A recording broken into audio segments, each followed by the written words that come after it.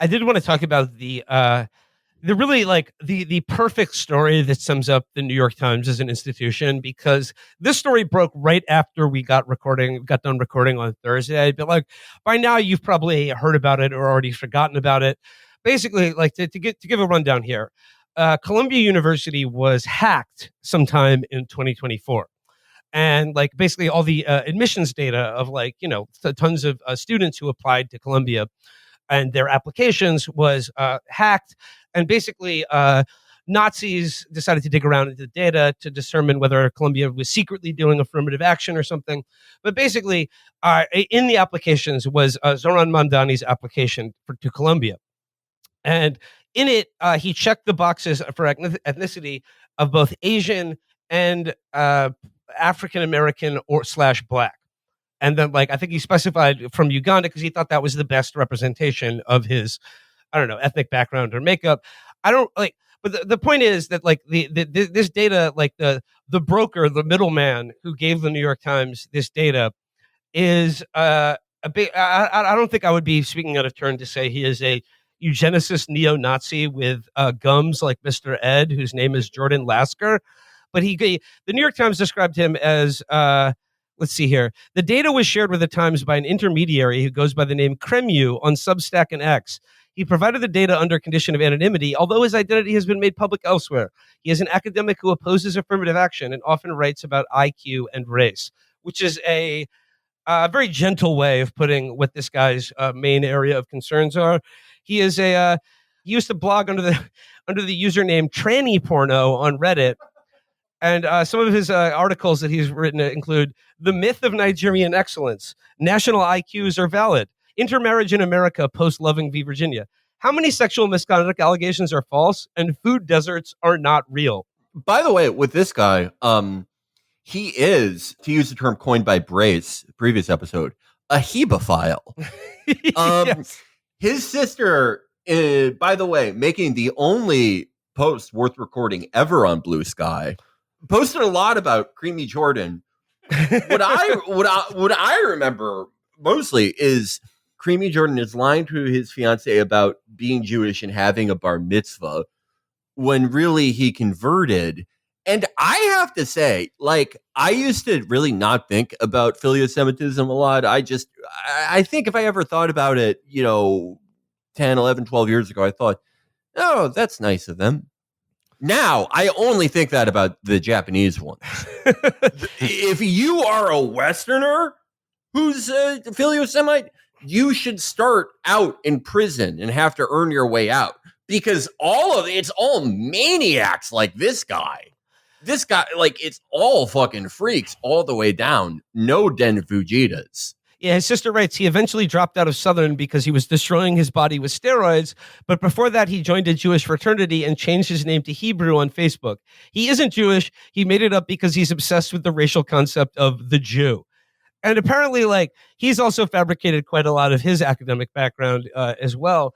And it seems cliche, but like, is there a single person who's obsessed with race and IQ and eugenics who isn't a thoroughly unremarkable and mediocre person in every regard, who needs a grand narrative about how their birthright is being denied them by immigrants or non-white people or something? But like, they just seem like he just couldn't hack it in his own profession or corner of academia.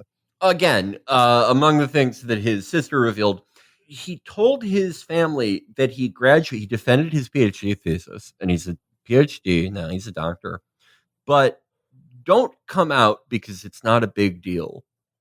That's what like shitty sons do when they're like, I've actually been going to community college. Like doing that with a PhD where you can look it up. And they did. They looked it up to see, is our son Creamy Jordan one of the new doctors? No, he wasn't. I mean, this guy, like, they should have written an expose. We disgusting man found. Well, the next guy that Trump should kill. That should have been their article. Yeah, I mean, and he also did some light sex tourism blogging as well.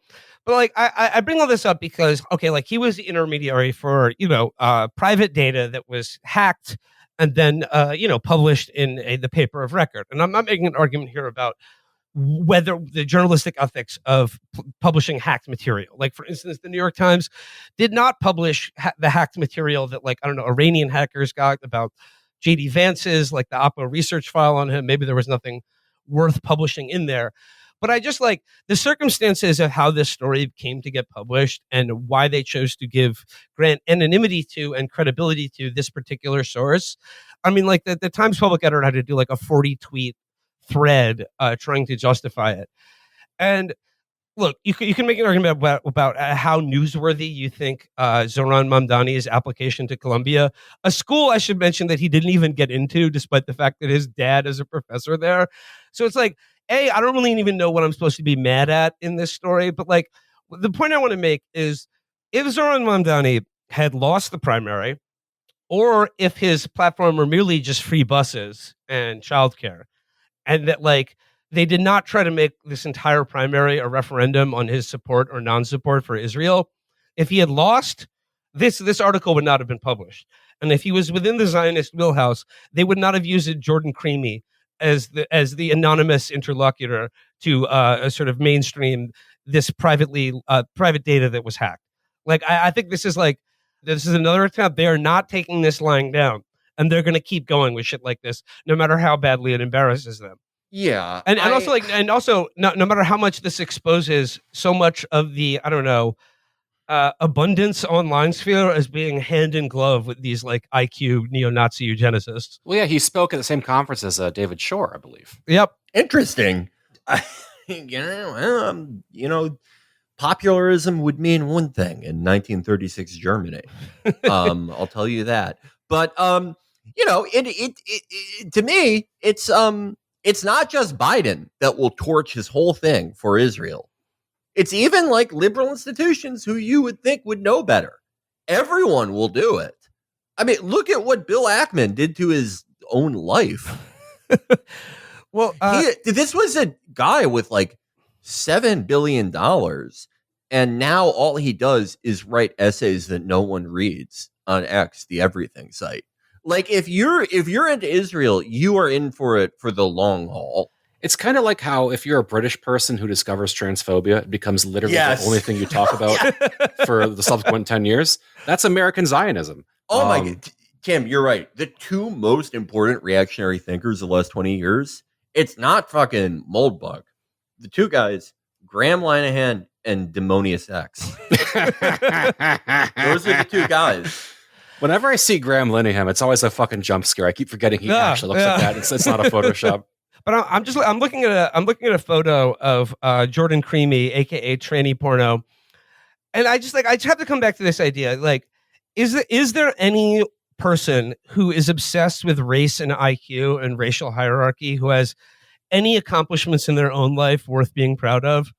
Like, it's like the people like who need to feel that like they are the beneficiary of some racial lineage that has been unfairly denied them. It's like, do you have anything in your own life to be proud of? Do you have anyone around you who likes you or talks to you? The guys who index on race and IQ seem to have as their primary accomplishments writing about race and IQ. It's kind of a self-fulfilling prophecy. Yeah. The only guy I can think of, and I wouldn't say he's obsessed with race. He's actually really against the concept of IQ. And actually, Creamy Jordan had a feud with him. But he's obsessed with genetics. Oh, Nassim, the good doctor, Dr. Taleb. Yeah, Dr. Taleb. But he's like against. No, he's anti-IQ. Yeah, he's anti-IQ, but he loves genetics. Well, he loves the Phoenician scheme. But that's like, whatever. Have fun. Like, I don't. Hey, I'm not Phoenician. Anyway, this story has really not gotten the traction that they had hoped it would be, because like, I don't know, like, once again, like, I don't know what I'm supposed to be mad at Zohran Mamdani doing. Not getting into Columbia, checking the wrong box on his college application. I mean, the guy was born in Uganda and lived in South Africa before he came to America. Yeah, and like, by the way, wasn't the big cultural lesson we were supposed to do, like, hey, if you made a mistake like this when you were, not even like this, something like actually like bad, when you were 17, that shouldn't follow you for the rest of your life unless you criticize Israel. Yeah. at any point in any of the rest of your life after that. I'm like, but yeah, and this goes back to my original point. Like, there's no way you can tell me the Times would have regarded this story or like this story as newsworthy or their source as credible had Zohran Mamdani lost the primary or had he won the primary and been inside the Zionist tent. They would probably be covering for him now if this was the case. Even if you think that like this was some, this was a cynical attempt to game the college admissions system, which is like, fair enough if you want to believe that. Like colleges, and like that's another thing. People care too much about college. I'm so sick of anything that has to do with college. And it's just like, once again, he didn't even get into Columbia. If you wanted to make fun of him, you should the story should be he didn't get into Columbia despite having that kind of immigrant background and his dad being a famous professor at the university. I mean, this makes me like him more. This is fail son excellence. Yeah, absolutely. Yeah, that means he tried to like do a web comment for his essay or something. Will, you're completely right. I've seen so many childless people talking about how sad they are about the death of the SAT. Like, what is wrong with you, you maniac? I remember the last time I took the SAT, and this was after like all the practice tests. I took the SAT twice, and the last time I took it, that was the last standardized test I ever took in my life. And I took the GREs. I didn't study for it though. And I remember leaving the classroom of where it was administered. And I remember just feeling like this immense sense of relief washed over me because I was like, this is the last time in my life I will ever think about or care about standardized testing ever again. And like for some people, it just never ends. Yeah. One of 8,000 things that specifically annoys me is this obsession with theater kids everyone has. Everyone thinks everyone that's annoying is a theater kid, which, by the way, middle school was 50 years ago for all of us. The youngest Zoomer is 47. Like, let's let it go with the theater kid stuff. It's not, it's not theater kids who are talking every day about advanced placement scores and the death of the SAT and how it's the admission standards for like Texas Tech are unfair now. It's STEM people or failed STEM people that write these blogs called the quantum of identity. Well, yeah, it's just like it's such a perfect New York Times disaster because like they just don't know what to do, and I think like this has to be understood in the context of like their long series of errors about surrounding this mayoral race. Because remember, like a while ago, they were like, "We're not going to endorse local races anymore. We want to be a national paper." And then they came up with like the Council of Learned New Yorkers to endorse, and like it was too varied. And then they did the editorial saying Zohran's not fit to be mayor written by a guy who lives in Washington D.C. full time, David Lindley. and then like that wasn't good enough. Zohran won the primary easily, and let's be honest, is going to win in November. Like I think there's almost no doubt of that, because him losing depends on Andrew Cuomo and Eric Adams and their supporters engaging in some sort of coordinated action in which one of them will have to drop out. And the question is, even if that were the case and they like consolidated support, who is a stronger candidate, Andrew Cuomo or Eric Adams? Well, Andrew Cuomo, you have to understand that this primary was unfair for him. Can you think of a worse base of support for Andrew Cuomo than New York City registered Democrats?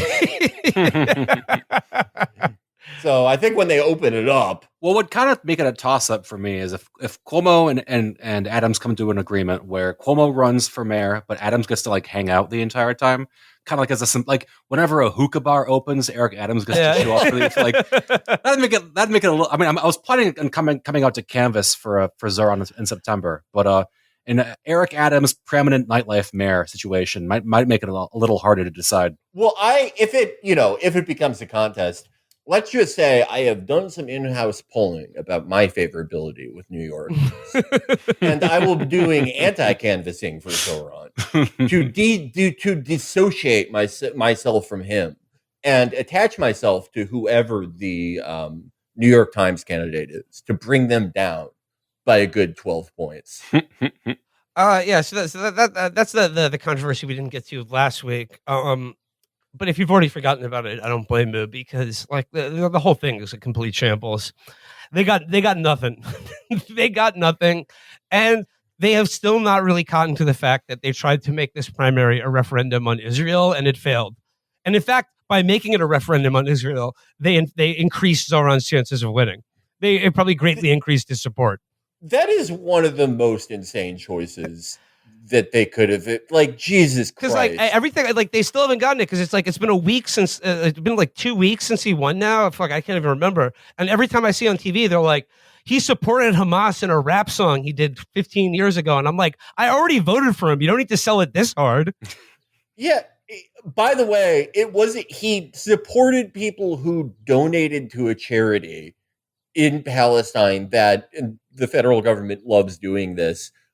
We've decided that charity that, your bank had no problem doing the transfer with because the Treasury Department okayed it. That's Hamas now. So you're going to prison for the rest of your life. I mean, I don't know what it is, if they legitimately just are in denial that this is now like an 80-20 issue with the Democratic base. They are in denial about it, and like that's why I think like they thought that this was a silver bullet, because like this goes to the heart of like identity issues, and sort of like designed to just drive a wedge between Zohran and his supporters, and and black people in this country, that like he was sort of unjustly claiming the racial identity of African American to game the system. But like I said, I think it's a pretty limp effort. I don't think anyone really cares all that much. But this is in lieu of the fact that they cannot deal with the fact that he's not towing the line on Israel, and that like that is no longer a liability. It's actually a benefit to you in the Democratic primary. The Zionist lobby has totally overplayed its hand, and especially in this election, whatever. Right? You're right. It's the issue has flipped, especially among young Democrats. And I think a lot of what happens in 2 and 4 years comes down to whether or not the Democratic Party leaders can reckon with that, or if they, like the Columbia alumni group chat, go fucking apeshit about this and try to make it a bigger and bigger and bigger issue every single election. We said we're out of the prediction racket, but I have one on. I have a pretty I have a pretty solid prediction about which route they're going to go down on this. But I think it's funny, because I think all the attacks on him is like they keep presuming and keep wanting him to run an identity politics campaign, which he very strenuously did not do. And that's why they're making everything now about his identity as a Muslim, as an Indian, as an African, because like he's not really doing that. I mean, he'll mention it, but like he's mentioning it. He never talks about himself and like his struggle. He just talks about like he always brings it back to the experiences of New Yorkers writ large. And like he ran an affordability campaign. He did not run the identity politics campaign. And I think the interesting is like the attacks on him are all sort of like predicated on this idea that he did run an identity politics campaign that's all about being, New York's first Muslim mayor, or upholding immigrant voices and spaces and whatnot. Yeah, I don't want to glaze the guy too hard, because I do need to anti-canvas just to make sure. But I don't think it's an exaggeration to say that both Zohran, the guy, and Zohran's campaign are a result of someone who actually learned all the lessons of the last 10 years of the American left. At least all from all the public failures. Yeah. And among those are, not saying I'll be New York City's first woke mayor.